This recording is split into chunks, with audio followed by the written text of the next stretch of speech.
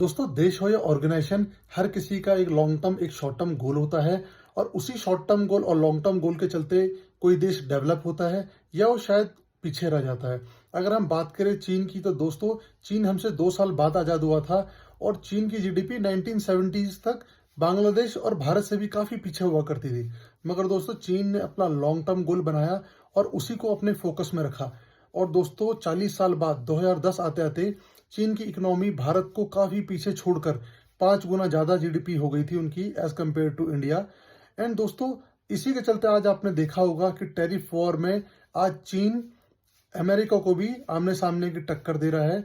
उनके टैरिफ का टैरिफ से ही जवाब दे पा रहा है। अगर दोस्तों अब बात करें हम अपने देश भारत की, तो भारत के जो गोल होते हैं वो मैक्सिमम 5 साल के आसपास के ही होते हैं। क्योंकि दोस्तों 5 साल के बाद जब सरकार बदलती है तो ऑर्गेनाइजेशन हो या कंपनी या कोई इंडिविजुअल, हर किसी के गोल्स बदल जाते हैं, हर किसी के ट्रैक्स डिफरेंट हो जाते हैं।